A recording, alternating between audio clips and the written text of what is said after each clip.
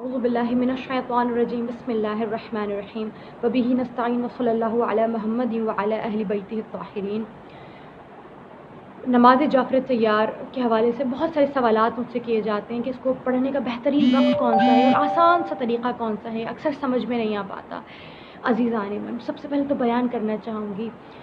جب رسالت مآب صلی اللہ علیہ وآلہ وسلم اپنے خیمے میں بیٹھے تھے اور قلعہ خیبر فتح ہو چکا تھا، بہت سا مال و غنیمت ہاتھ لگا تھا،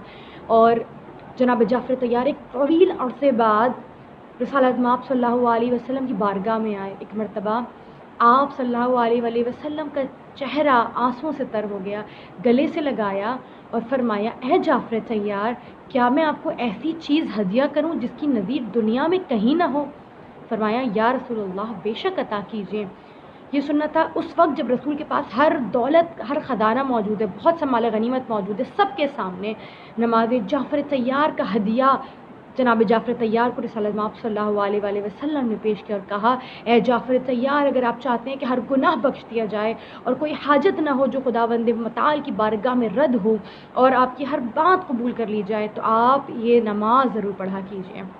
عزیزان من، اس نماز کا بہت زیادہ تذکرہ آتا ہے، یعنی سنت موقدہ کے طور پر اتنا زیادہ حکم نماز تہجد کا، نماز غفلہ کا نہیں ہے جتنا نماز جعفر طیار کا ہے، جس کے بارے میں کہا جاتا ہے کہ اگر پڑھ سکیں تو روز پڑھیں، اگر روز نہیں تو ہفتے میں ایک بار،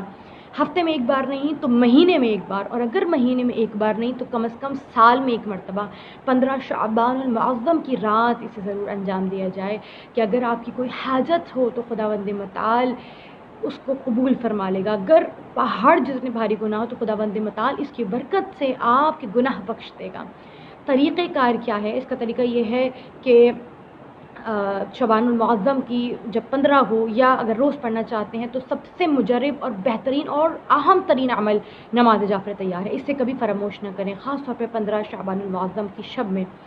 طریقہ یہ ہے کہ 4 رکعت نماز ہے، جس طرح سے نارملی معمولات زندگی کے طور پہ جس طرح ہماری عمومی نمازیں ہوتی ہیں، بالکل اسی طرح سے ہمیں جس طرح ہم نماز عصر پڑھتے ہیں 2 رکعت کر کے، ہمیں اس انداز سے نماز پڑھنی ہے کہ تکبیر کے بعد نیت کیجئے کہ میں نماز پڑھتا ہوں یا پڑھتی ہوں 4 رکعت نماز جعفر طیار قربت اللہ، اور جس طرح آپ رکوع میں بیان کرتے ہیں، جو ذکر آپ سجدے میں پڑھتے ہیں، جو سورہ پڑھتے ہیں، وہ سب تمام چیزیں وہی ہیں، مگر ایک چیز کا اضافہ ہے۔ وہ کیا ہے؟ سب سے پہلے سورہ فاتحہ اور دوسری سورہ پڑھنے کے بعد 15 مرتبہ تسبیحات 4، یعنی سبحان اللہ والحمد للہ ولا الہ الا اللہ واللہ اکبر کو 15 مرتبہ تکرار کریں، 15 مرتبہ پڑھیں، اور پڑھنے کے بعد رکوع میں جائیں۔ رکوع میں جانے کے بعد جو رکوع کا ذکر ہے، یعنی سبحان ربی العظیم وبحمدہ، وہ پڑھی، اور 10 مرتبہ پھر وہی تسبیحات 4، یعنی سبحان اللہ والحمد للہ ولا الہ الا اللہ واللہ اکبر پڑھیے، اور پھر رکوع میں سے کھڑے ہو جائیں اور قیام کی حالت میں پھر 10 مرتبہ تسبیحات 4۔ یاد رہے کہ فقط سوروں کے بعد 15 مرتبہ، اس کے بعد رکوع میں جانے میں 10 مرتبہ، رکوع سے اٹھنے کے بعد 10 مرتبہ، اور پھر اپنے معمول کے مطابق سجدے میں چلے جائیں۔ سجدے میں سجدے کا ذکر پڑھیں، یعنی سبحان ربی الاعلی وبحمدہ، اور اس کے بعد 10 مرتبہ سجدے کی حالت میں ہی تسبیحات 4 10 مرتبہ پڑھیے۔ پھر اٹھیے، اٹھنے کے بعد 10 مرتبہ وہی سبحان ربی الاعلی معاف کیجیے گا، وہی 10 مرتبہ تسبیحات 4 پڑھیے، پھر سجدے میں جائیے، سجدے کا ذکر پڑھیے، اور پھر 10 مرتبہ تسبیحات 4، اور پھر اٹھیے اور اٹھ کر تسبیحات 4 پڑھیے 10 مرتبہ۔